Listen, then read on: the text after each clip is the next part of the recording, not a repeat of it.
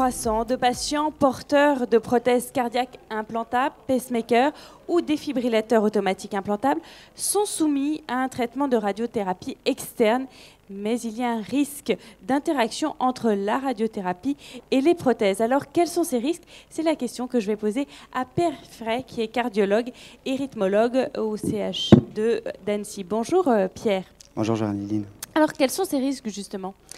Alors effectivement, il y a un nombre important de patients soumis à la radiothérapie qui sont porteurs de pacemakers défibrillateurs. On estime qu'environ 1% des patients soumis à la radiothérapie ont ce genre de prothèse, ce qui correspond à environ 2000 patients par an en France. Il existe plusieurs risques, plusieurs types d'interactions entre la radiothérapie et les prothèses. Un des premiers risques qu'on peut voir ici à l'écran est un risque de surdétection sur un des canaux de détection.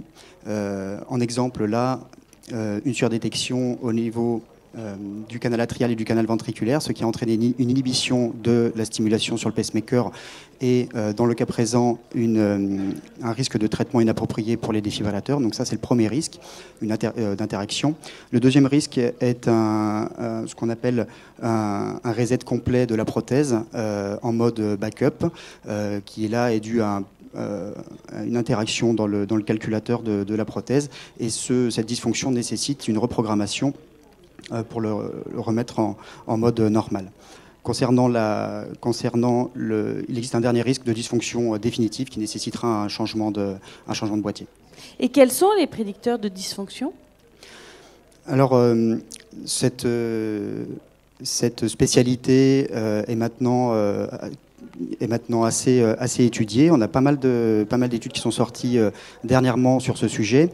Donc déjà, on estime qu'environ la prévalence de dysfonction est entre 0 et 14% selon les études. Et les prédicteurs principaux de dysfonction sont le type de faisceau utilisé pendant la radiothérapie. En radiothérapie, on envoie des photons à différentes énergies, et les faisceaux de haute énergie, on parle en mégavolts, les faisceaux qui dépassent 10 mégavolts produisent des particules, des neutrons, et qui viennent dérégler les prothèses. Donc le risque principal sont les faisceaux de haute énergie. Une deuxième possibilité, c'est le nombre de la dose en grès que la prothèse reçoit. On pense que plus la prothèse va recevoir d'irradiation, plus elle a un risque de dysfonction, mais il n'y a pas de relation linéaire entre la dose et le risque de dysfonction. Et Pierre Fray, enfin, quelles sont les recommandations de surveillance justement de ces patients? Il existe maintenant plusieurs recommandations. Ces 10 dernières années, il y a des recommandations européennes de différents pays, allemandes et puis néerlandaises, qui recommandaient une surveillance très rapprochée, puisqu'on pensait que le risque était très important. Ces recommandations étaient souvent inutilisable en pratique, puisqu'elle demandait au cardiologue d'être présent à chaque séance de radiothérapie, de surveiller le patient avant, après, à chaque fois, ce qui n'était pas faisable dans tous les centres. Les recommandations américaines sorties en 2017 sont beaucoup plus pragmatiques et sont beaucoup plus réalisables.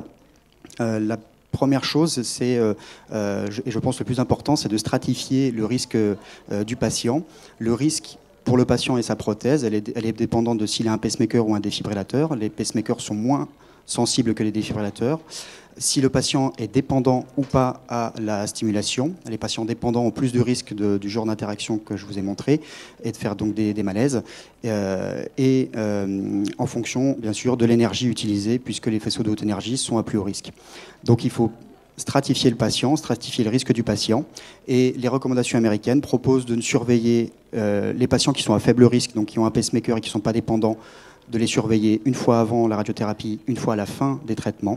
Et concernant les patients à plus haut risque, qui ont un défibrillateur ou qui sont dépendants, de les surveiller une fois par semaine. Bon, merci Pierre de nous avoir éclairé sur la surveillance des prothèses cardiaques, pacemakers et défibrillateurs. Je rappelle que vous êtes cardiologue et rythmologue au centre hospitalier d'Annecy.